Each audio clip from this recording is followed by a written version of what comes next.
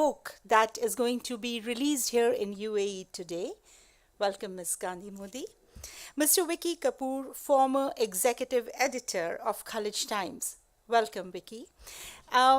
This is an amazing evening, friends, because we are going to have release of a book, A Nation to Protect, a book that talks about India's fight against COVID and how India managed this pandemic. Before we begin the discussions, we have a short film which we would like to screen here for all of you.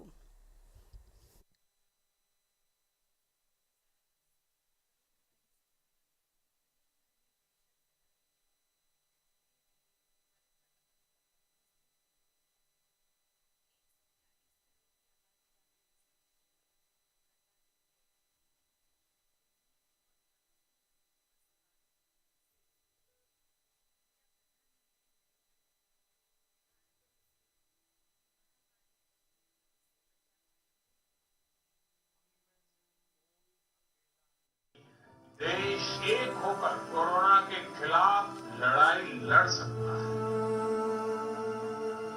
2 महीनों के अध्ययन से जो निष्कर्ष निकल रहा है, एकमात्र विकल्प है सोशल डिस्टेंसिंग। आज रात 12 बजे से पूरे देश में संपूर्ण लॉकडाउन होने जा रहा है। A quarter of the world's population is now living under some form of lockdown. And with the pandemic threat looming, Modi's decision to lock down the country stranded tens of millions of migrant workers. As hundreds of homeless gather, demanding food from authorities. Some fear hunger will kill them before coronavirus does. 80 crore से ज्यादा गरीब भाई बहनों को हर महीने 5 kilo गेहूं या 5 kilo चावल मुफ्त मुहैया कराया जाएगा।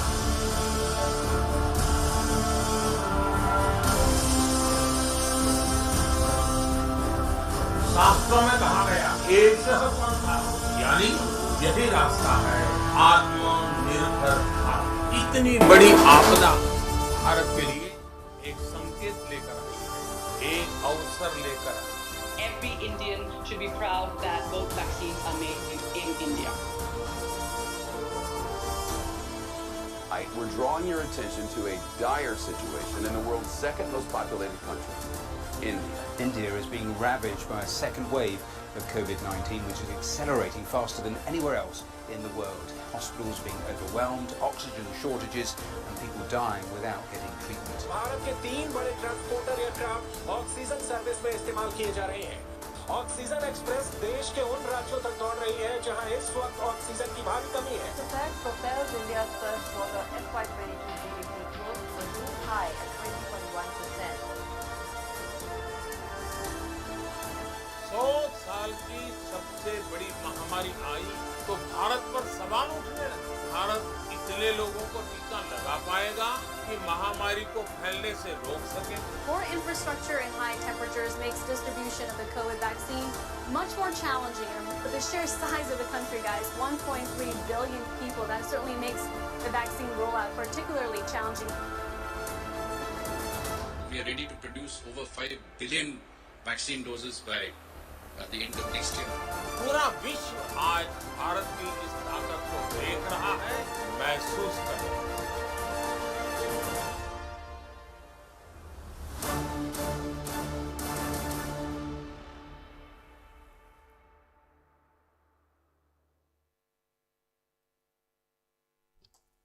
We have all lived through it for the last 2 years and we have all emerged stronger.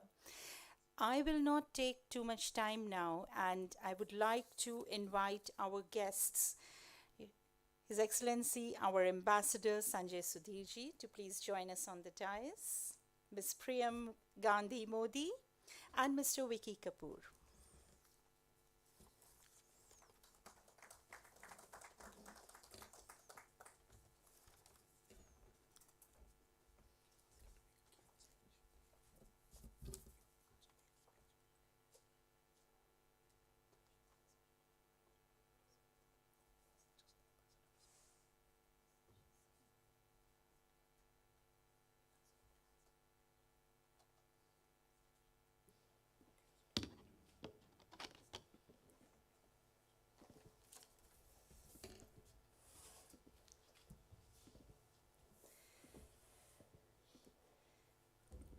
Excellency. It's an honor to invite you to share with all of us your views and address all of us here. Thank you. Thanks, Dr. Gurveena Chadha. It's indeed a very important occasion to be here because the book, which has been authored by Priyam Gandhi-Mody, is something of immense significance, and I think it will be of even greater significance if you look at it in historical perspective. I think some years from now, because as the title says, a nation to protect. It's not just a nation to protect, but it's a big nation to protect, and it's big challenges to be encountered. But the nation has been protected. So this is a story which the world ought to know, a story which ought to be told, and before that, a story ought to be written. And I think Priyam has done a wonderful job of documenting it with authentic sources. And as the video just came out very clear, I still, the last line still ring in my ears. No one is safe till everyone is safe. I think that to me seems to be the biggest message for all of us around the world. Friends, as the whole world grappled with the devastating effects of COVID-19 pandemic for more than 2 years now, India has done pretty well. India, being the second most populated country in the world with high density urban-rural healthcare divide, has posed a major challenge for the government to contain the spread. But in spite of that, there was very clear-headed leadership which really worked its way through the system with a whole of government approach and found solutions which were homegrown, solutions which were relevant to our socio-economic context, and solutions which worked. I mean, in the process, of course, there have been ups and downs. There could have been an array of viewpoints about how things could have been done better, but at the end of the day, I think the proof of the pudding is in the eating. We have been able to protect the second largest population in the world, which is what? About one-sixth of humanity. India's vaccination drive has, as you all know, has been the fastest in the world, in the sense that we were the fastest to achieve 1 billion doses. Government of India launched the world's biggest vaccination drive on 16th January last year and achieved the milestone of 1 billion doses on 21st of October in barely 279 days. 25 million vaccine doses were administered in just one day last year, and this number is actually bigger than the total population of probably half the number of countries in the world, including some of the most developed countries, so to say. Today, a total of 1.5 billion doses have been administered in less than a year, among the highest in the world.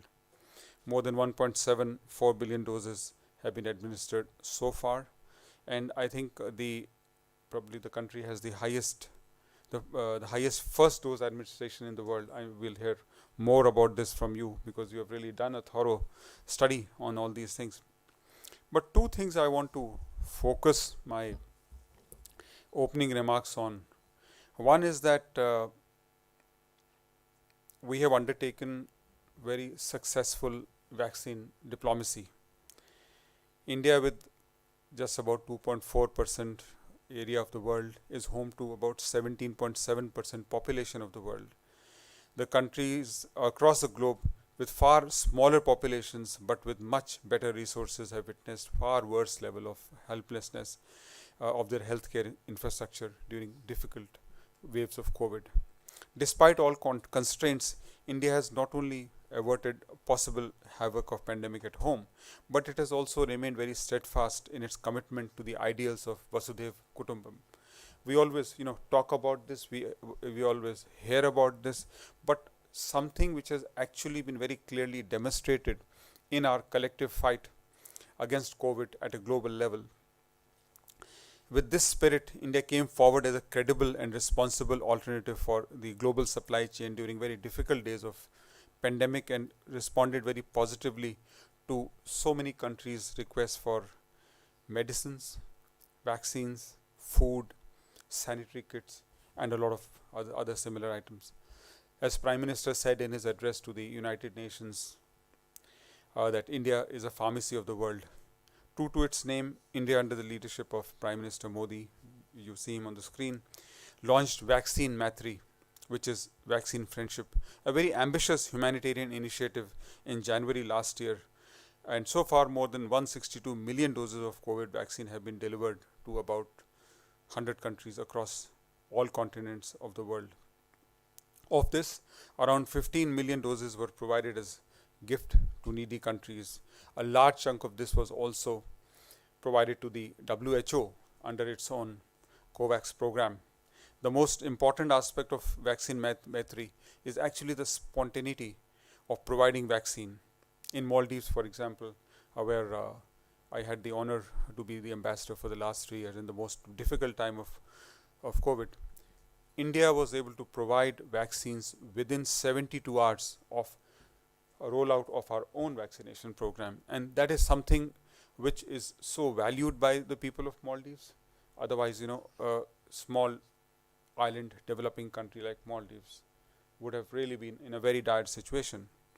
And I think this kind of of spontaneity and large-heartedness is something which stands us apart.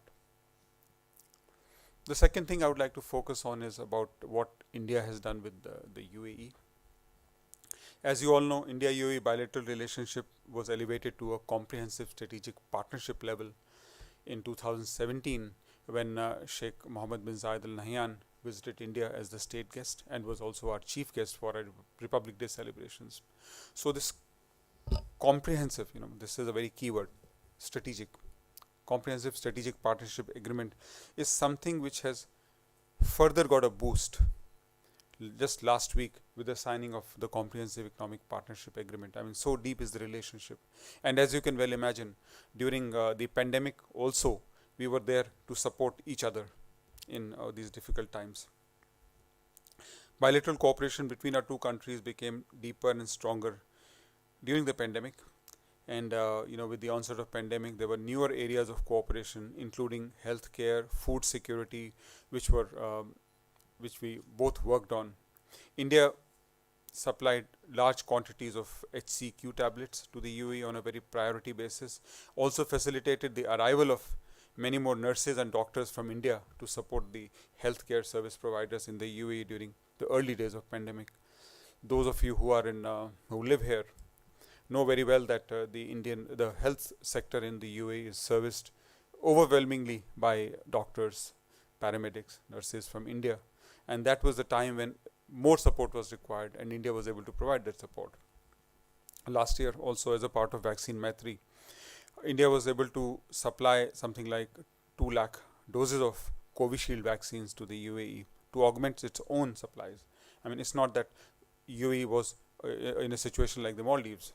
UAE is a very well-resourced country, and it was, I think, one of the first countries to start a very ambitious vaccination program. But all the same, vaccines were required, vaccines of different makes, manufacturers were required, and India did chip in with about 2 lakh doses of Covishield at that time. The healthcare cooperation between India and UAE, which is already strong and old, received further momentum during those difficult days. I also want to recall the visit of our health minister, Mr. Mansuklal Mandavia, to Dubai and Abu Dhabi in December last year, where he gave a new energy and direction to how our health cooperation will move. Among the newer areas, of course, COVID, vaccines, collaborating on vaccines and taking them across to third countries, countries say of Africa, are issues which we have discussed. And that again, for us is a part of our larger Vaccine Maitri. India has also been a reliable partner for food security for the UAE. It traditionally has been one. But what happened during COVID times was that the established supply chains as far as food is concerned got snapped. And you all know about that. And at that time, at that difficult time, India was one country which was able to ensure that food in adequate amounts continued to reach the UAE through some kind of an air cargo bridge. And we were able to do that successfully. So if you look at COVID in all its dimensions, whether it is vaccines, healthcare professionals, food securities, our countries have worked together. And today we are so confident of taking our healthcare to other parts of the world. I think that emanates on how robust this health cooperation has been during COVID times. I think I'll end there for the moment.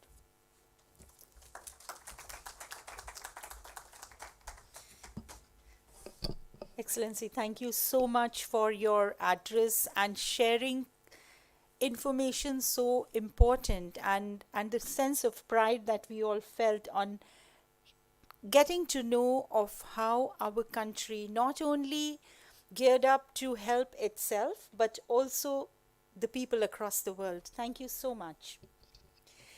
I would now like to invite Ms. Priyam Gandhi-Mody to please share with us her views and how the book came about.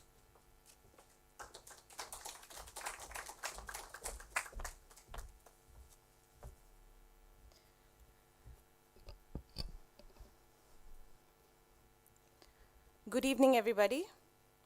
I would like to extend a very warm welcome to all of you present here today, and particular gratitude to our ambassador, His Excellency Mr. Sunjay Sudhir and Mr. Vicky Kapoor.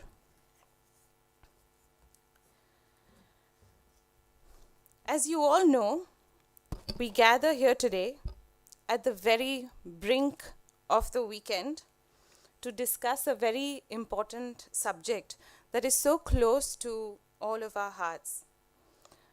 How India converted the COVID-19 crisis into an opportunity for growth. So let me tell you how this book came along. When the virus from China, COVID-19, had spread to Italy, parts of Europe, Iran, the UAE, and the United States, in early March 2020, India was pegged to be the next COVID hotspot.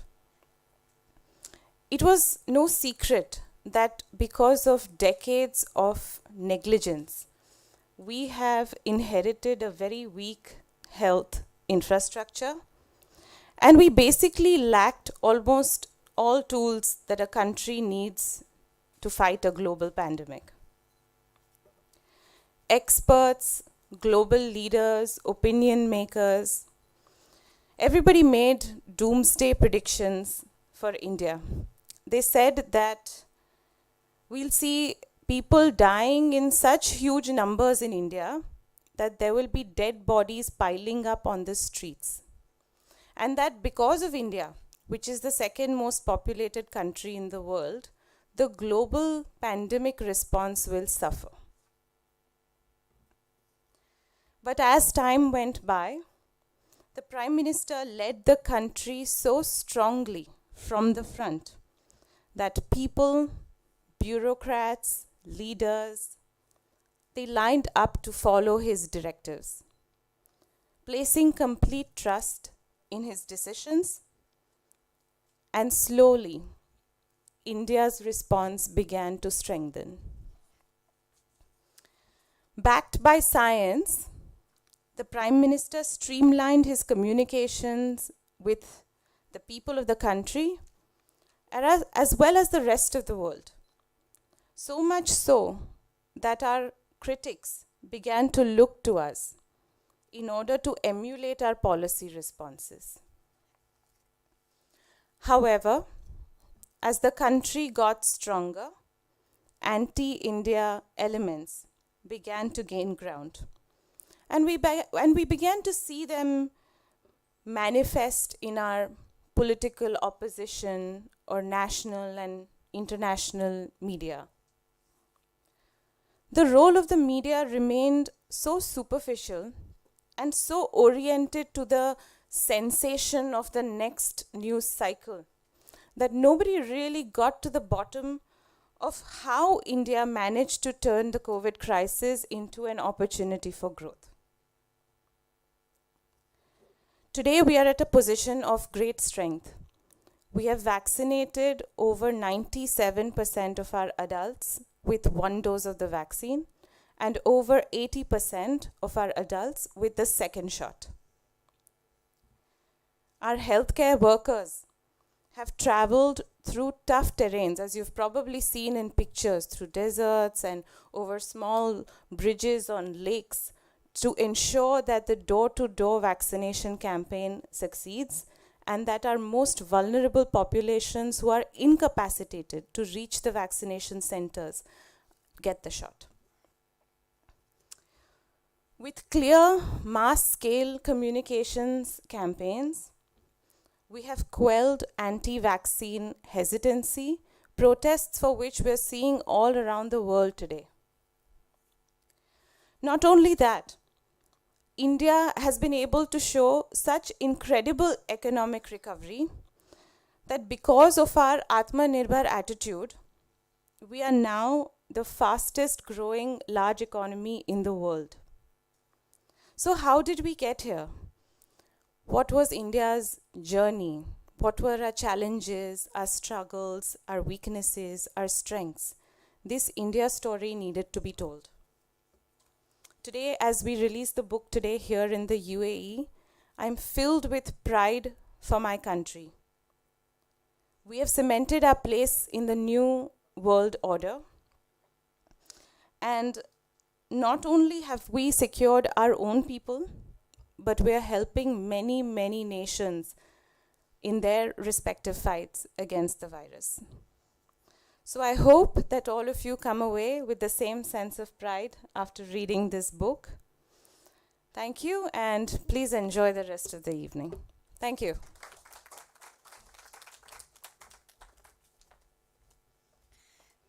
Thank you very much, Ms. Priyam. That was really, really insightful. I would now like to invite Ms. Vicky Kapoor to take over and have a conversation with our two guests. Thank you very much. I think before we start the evening, Your Excellency, could you just unveil the book? Maybe let's do that. We're here for that. First things first.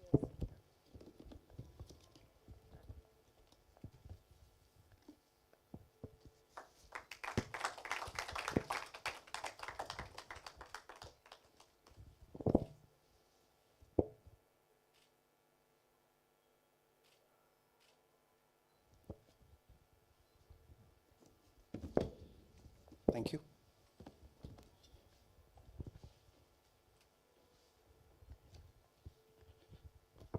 Priyam, congratulations on the book. I haven't read it all, but I've read some parts of it. And you've really, seamlessly put together a narrative where India, from what India was seen as the weakest link in the chain, India emerged perhaps as the strongest link in the chain that is now helping other nations overcome their COVID challenges. So thank you for that, and well done. You already told us what prompted you to write the book, but I'd like to understand from you, the pandemic caught not just India, not just one country or not just a region, but the entire world by surprise. And our economies and societies are not geared for lockdowns. They're not designed to be locked down. We thrive on interaction and stuff. And definitely, I don't think any country, least of all India, was ready to face the challenges. As you said, there were decades of mismanagement in terms of healthcare. We were missing certain tools that could help us to overcome the challenge. So what were some of the most encouraging signs that you saw in India's response as you researched and as you put together the book? What were the signs that you saw and you realized that it was moving in the right direction? So I believe the decision to lock down the country, the timeliness of it, was very, very crucial in our fight. Since we didn't have any tools, when I say tools, I mean masks, PPE kits, essential medicines, ventilators, vaccines, enough research about the new virus. We didn't have any of that, none of that. So to augment these capacities, we needed some time. And in that time, while we augment our capacities, we had to keep our people safe and secure and where they are. So as per the Prime Minister's message Jo jahan hai wahi rahe. That was so important at that time, so that the virus doesn't spread to innermost corners of the country where the health infrastructure is at its weakest. Non-existent in Yeah, in certain remote absolutely. At areas. that point, it wasn't. So yes, so that I see now in in hindsight as one of our strongest policy decisions. Thank you. Your Excellency, from your perspective, you were, as you said, in the Maldives when the pandemic broke out, and then of course you've been here, for a few months now. From your perspective, what are some of the equals that you can draw within the UAE and India, and where do you see the UAE maybe a little better off, and where do you see India a little better off in terms of their strengths and weaknesses? So what are the equals? Yeah. Well, certainly, COVID is one thing which does not understand national boundaries. Absolutely. Does not look at the skin, the color of your skin, or how rich or how poor you are. It just, it's a great leveler in that sense. So whether it's UAE or India or Maldives or any other country of any other level of development, it's all the same. So we have to, we have to chalk out our own strategies, which we think are most appropriate for us. We have done that in India, and Priyam has written a book on that. UAE has done that. Absolutely. Maldives, in its own, I would say, very different, in a way also very difficult situation, has done that. Right. Maldives is a country of just about 5 lakh people. Okay. And not very well resourced, scattered, 1,200 scattered islands. Okay. So to reach health services to these islands, some with just about 50 or 100 people, is a big challenge. Is a big challenge. Yeah. So, but we were able to do it together. Right. And as I had mentioned in my opening remarks, that within 72 hours of rollout of our own program, we were able to provide vaccines to the Maldives. Right. And at that time, it made so much of a difference to Maldives because their economy was really in very, very difficult situation. And as you would have seen for other smaller countries in this part of the world, well, Mauritius, Seychelles, Sri Lanka, Maldives, most of these economies actually rely to a great extent on tourism. And when, when countries lock down and borders are sealed, tourism takes a big hit. Absolutely. Economy takes a big hit. Everybody takes a big hit. But among all these countries which I just mentioned, the bravest country perhaps was the Maldives, because they kept their borders open. How did they keep their borders open? They kept their borders open on this confidence that India will come to their rescue. And India did it. So I think we have, in all, we have provided, initially we provided them 200,000 doses, and then another 200,000 doses. So which means 400,000 doses for a population of 500,000. So we are covering the entire, the vulnerable section. And the way Maldives then went around doing its vaccination program was that they started vaccinating, of course, the critical people first, comorbidities, age groups, etc. First. But most importantly, they vaccinated the resorts, the tourist resort staff first and foremost. Okay. So that also gave a lot of confidence to the tourists to keep coming to the country. Absolutely. And the economic engine kept revving. And that's what, helped Maldives stay afloat. And in fact, today Maldives is a glowing example of how to deal with COVID. But then this was all based on that initial help support. We sent them medical teams, training, online training, on the spot training, vaccines, and whatever we could do, we were able to do that. UAE, of course, is a very different situation, because, as I mentioned, well-resourced country, had access to the Chinese vaccine right in the beginning, started the co-production. But all the same, there are other kinds of assistance which was required, including food security, medical personnel, and all. And they had a very ambitious program for dealing with COVID, because today the place where we are sitting, we would not have been sitting here if UAE had not handled this thing in a very very brave way, the way they did it, when the whole world was under depression, shutting down borders, and then economy coming down. But this country put up a very brave face. They were determined to host Expo. They did it. And I believe 15 million people, 15 million target has already been met. In fact, as far as the India Pavilion is concerned, I understand about 1.1 million footfall here. That's So amazing. so these are like big things. When communications channels snap across the world, UAE has been able to actually promote connectivity with their wonderful airlines. They have been able to keep people flowing across the world. So and all these things are a result of partnership, I would say. And in that partnership, India has played its role. Priyam, if I may ask you, India, well, Indians, we're not particularly known to follow procedure. We're always looking for shortcuts or jugaad and stuff. What happened? Why did everybody listen to this one man when he said, "Jo jahan hai, wahin raho," and they did it? We did it. Why? What do you think happened over there? Was it an emotional connect from a person who probably the masses saw, has seen it all, and is giving them guidance? Was it fear? What worked over there? So I want to divide my answer in two parts here.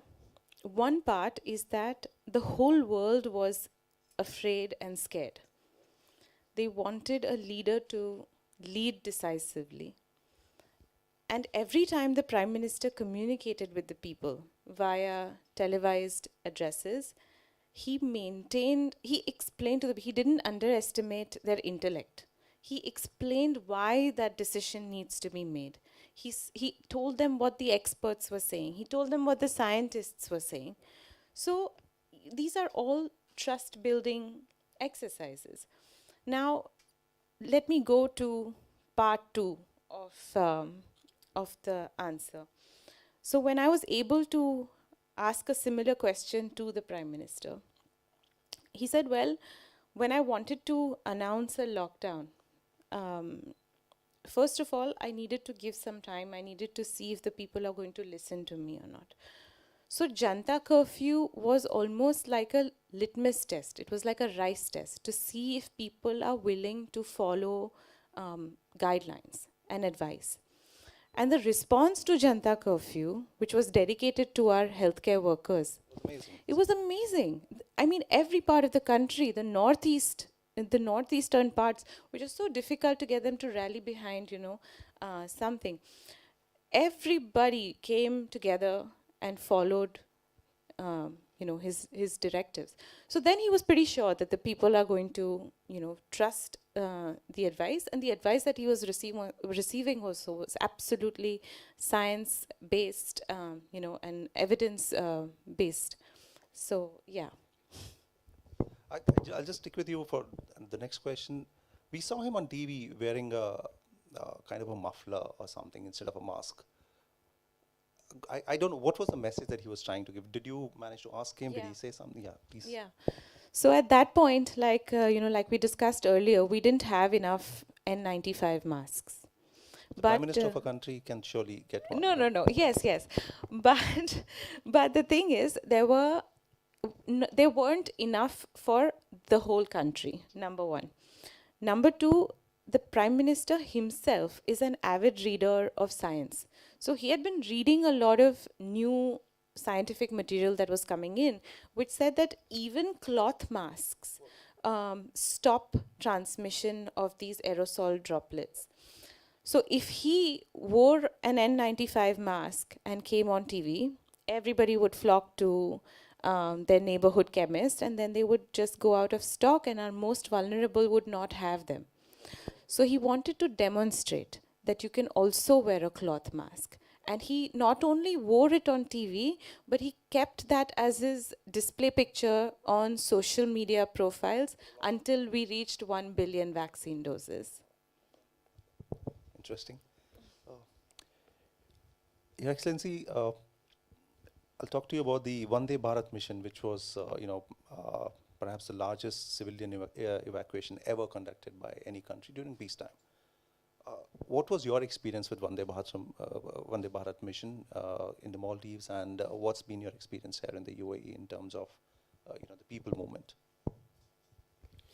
I think in terms of repatriation of nationals of any country, this has perhaps been one of the most challenging and one of the largest evacuation exercises in the world. So again, Maldives very different, UAE very different. There the total population is 500,000 and Indians are just about maybe 20,000, 25,000. Here we have about close to 3.5 million Indians. The second largest Indian population overseas after the Actually, the largest Indian NRIs, nationals, internationals, yeah, because largest Indian nationals anywhere in the world is in this country. in the UAE. Yeah. Yes, is in UAE. In the US, it's more US nationals and OCIs. Yeah, the OCIs, yeah. So, again, two very contrasting situations, but in both situations, repatriation was the urgent humanitarian need of the hour. And in both cases, we were able to address it in different ways. From the UAE, it was more through aircraft. In the Maldives, it began with Operation Samudra Setu. Our Indian Navy really, assisted. They sent ships after ships, and I must say that the dedication of our armed forces people really came out loud and clear in this situation. Also, a lot of credit goes to our states of Kerala, for instance, which with open arms, in spite of all the difficulties, they were willing to accept people from any state of India. As Indians, they just accepted. And for us from Maldives, for us to put people together on these repatriation voyages was a big challenge, because after all, a ship also with social distancing, it's not a normal situation. We could, in the first voyage, for instance, we could take just about 350, 400 people. And then, these Indians are spread across the country of Maldives. So 1,200 islands, and out of which about 200 are inhabited. But to get people from islands to Malé itself is a big challenge, because connectivity between the islands was also a big challenge. But then to overcome those challenges and then get them all together in Malé, do the immigration, and then put them up on the voyages, do the sanitation, do the tests and everything, was a big challenge. But with the support of everybody, the Indian community there, the host government there, Indian Navy personnel there, we were able to do it. Similarly, here also it was a massive exercise, again with the support and cooperation of the Indian community here, the government, Air India, other airlines, we were able to do this.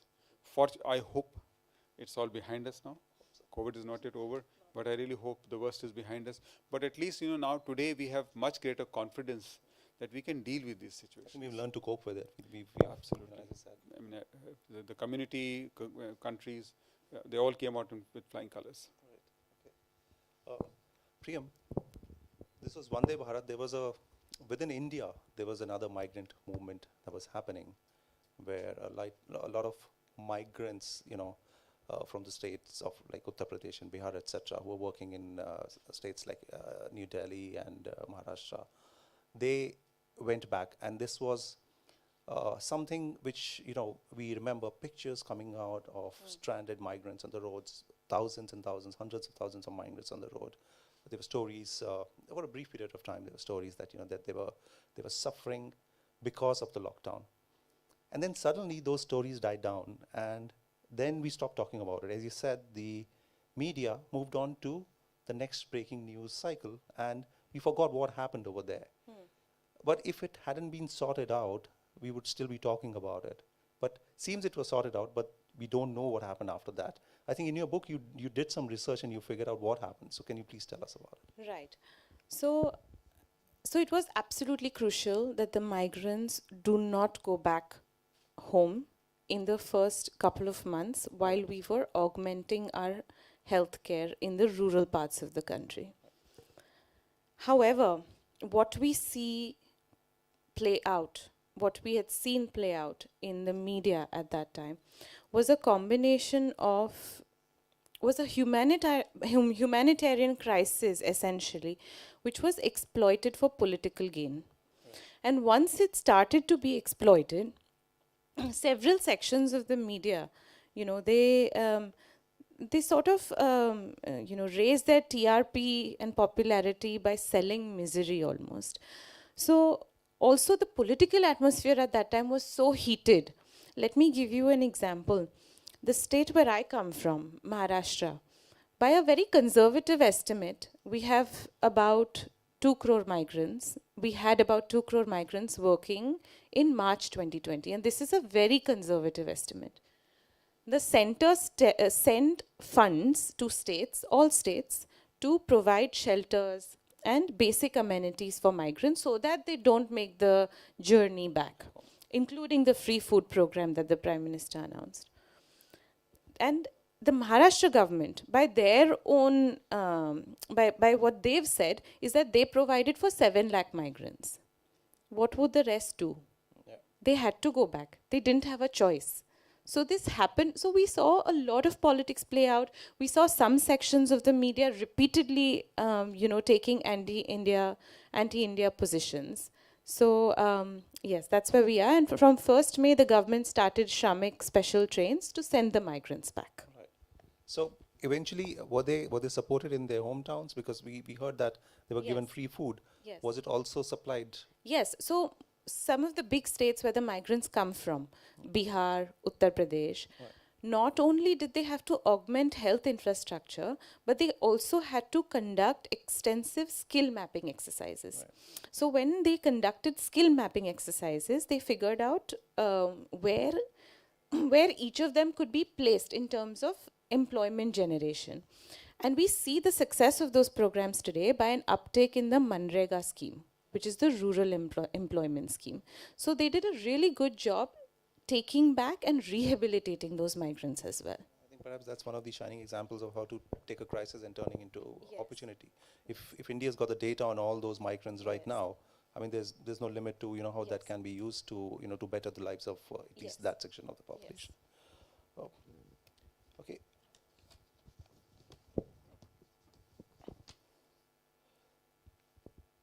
I'll come back to you about the second wave. India handled the first wave quite well, but after the second wave, it was the not just within India but outside India as well. I mean, a lot of the narrative changed because, I mean, that's when a lot of things started happening outside, saying India cannot handle it because there are oxygen shortages in the hospitals. What, if you were able to ask the Prime Minister, what was his thinking around that time, and how did the government then manage that? So it was obviously a very challenging time.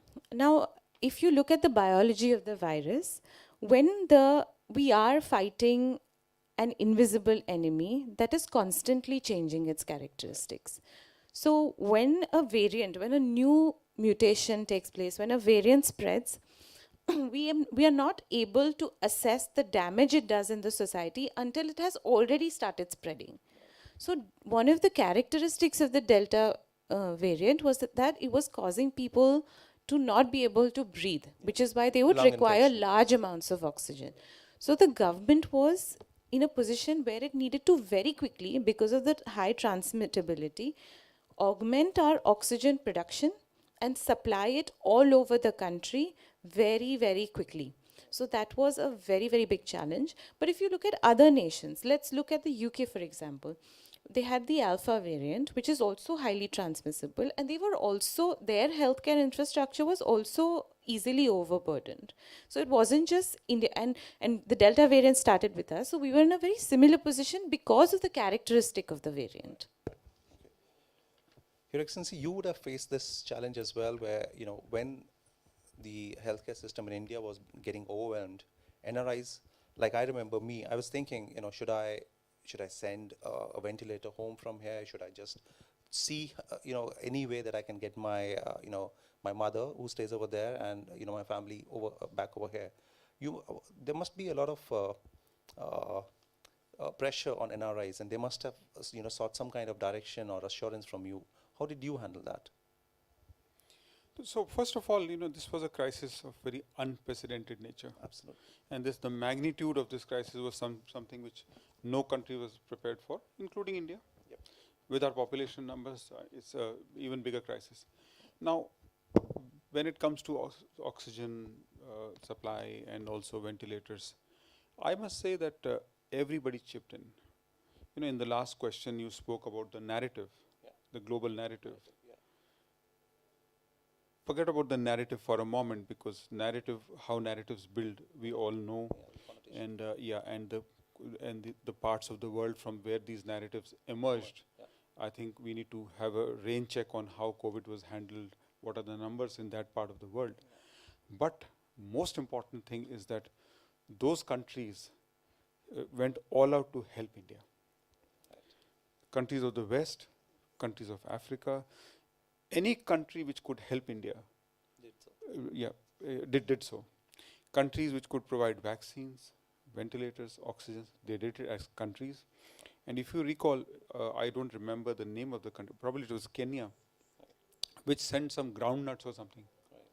Because the thing is, whatever assistance they can provide, they wanted to provide. And why did it happen? And it just happened because of India's overall goodwill in the world. Because of our, as I said, the India's large-heartedness, vaccine maitri, Vasudev Kutumbakam, that when we could help, we reached out and helped 100 countries. When their turn came to help, they also overwhelmingly helped us. In this help, it was not only countries, but also our NRI community. In this country in particular, I mean, I hear of stories that how people have pooled in money to send people back home, buy tickets, airline tickets. How people have pooled money to send oxygen cylinders back home. How are some of our, our more affluent business persons here also sent back cylinders and cryogenic cylinders and other things. I think it was something very spontaneous when people felt that Mother India wants help. They all raised their, they all came up to that situation and helped us out. So it was not difficult in that sense, because at the embassy in Abu Dhabi and at our consulate in Dubai, we were actually, really impressed by the kind of help people were willing to give. My predecessor tells me that so many people just said that, please count on me for this much oxygen, these many cylinders, this much money. Tell us how we can help. So that was the kind of sentiment. And with this kind of sentiment, then it's not difficult. And if you look at back home, and I'm sure Priyam would have covered that point in her book, government also eased out a lot of the processes involved in import of COVID-related stuff. Whether I think certain taxes were dropped as well on ventilators, importing ventilators around that time. Yes, everything became so easy.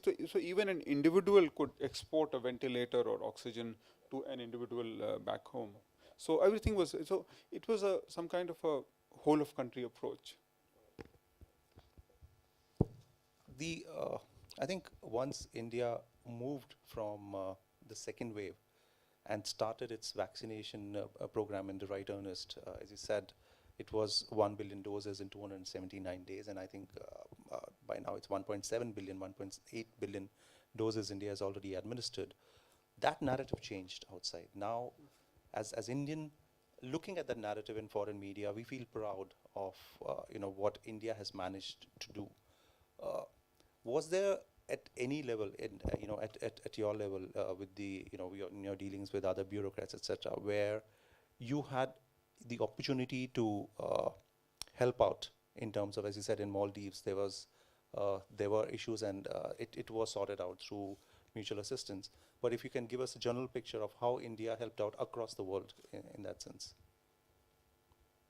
So first of all, covering 100 countries with vaccine donations. That's a vaccine diplomacy. That's yes. So in countries where say training was required.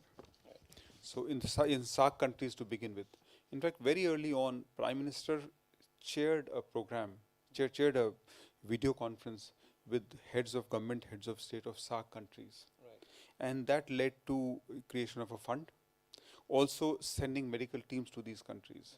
And then, I recall from Maldives, AIMS in Delhi would organize video conferences to train doctors and paramedics. So, there were so many ways. So, wherever a demand came up in any country, we just flagged it to the Ministry of External Affairs. They found the resources. They just linked up backwards and just came up with that kind of an assistance. At various levels of the... at various levels of the government. I'll ask you now, misinformation, fake news, rumors, that has probably been a bigger pandemic than the COVID pandemic that has been and stuff. And it really affected the vulnerable. In India, people who may not, in remote areas, even in larger cities, who, when you get a WhatsApp forward, who may want to believe that viral video going around, etc. I think you covered that section in your book. How did India, or how did the government, how did Narendra Modi help avoid that disaster, which could have easily, taken India off track? Right. So when our vaccination program started, right from the time that both of our Indian vaccines got their emergency approval, a lot of efforts were made to question the credibility of both vaccines at every level. Politicians at the topmost levels of our country questioned their credibility, and then that sort of trickled down on the ground. So let me give you an example. A local, a leader of a regional party, he very initially he said that in the beginning that I'm not going to take this BJP vaccine. Then there was the Observer Research Foundation's vice president, Dr. Shamika Ravi, conducted a study. And in her study, it was found that strongholds and bastions where that party had support, vaccine uptake remained particularly low in those areas until this particular leader and his father had to publicly take the vaccine. Only after that, vaccine uptake began to increase in those areas. So vaccine hesitancy was, people tried to instigate the country for sure. But because of our government's strong messaging, strong mass communication campaigns, and also, in fact, I feel that the Prime Minister's picture on the vaccine certificate, it really helped in the very, very rural parts of the country where people easily fall prey to rumors and superstitions. So when they see that, picture of the Prime Minister, they almost sort of place their trust on the vaccine. And it sort of worked in the very rural parts of the country. So that's how we conquered misinformation about the vaccine. And now you can see the success of the program. So, the message that you want to send through your book is obviously, painting a picture of how India managed this crisis. Is there something else that you want to say now in your closing remarks, maybe? Absolutely. I mean, I feel that all countries were in the same boat. But India's story is particularly intriguing because nobody really expected us to survive. And not only have we survived, but we're sort of, one of the leaders in the fight against the pandemic now. So even through that, in those 2 years of the pandemic, we really, had a lot of changes in the internal dynamics, the politics of it. We faced so many struggles, but we sort of overcame them. We have a new perspective of self-reliance, of Atmanirbharta. First, we used to trust कि अरे foreign से आएगा, हम उसको trust करेंगे, and we vouch for those products. But now that perception has changed. We don't place our faith in reliance anymore. We want to, provide for ourselves. So I think that is the message that, I want to send out. Your Excellency, any message for the Indian diaspora over here from this podium? The last line in the film. Yeah. No one's safe until everyone's safe. Until everyone is safe. And also, COVID has taught us that how countries have come together, how human beings have come together, how goodness of human beings has actually has shown, right, as compared to cynicism. They've also always been, with the kind of media we just discussed about, there will be some pockets of cynicism here and there. But then hope has been overwhelming, and that's why we are where we are. And certainly an important message which I would like to convey is that COVID is not yet over. So we should still maintain our COVID appropriate behavior, take our precautions till it is finally over. Thank you so much. A big hand of applause for our panelists. And with that we conclude. Thank you so much. Thank you.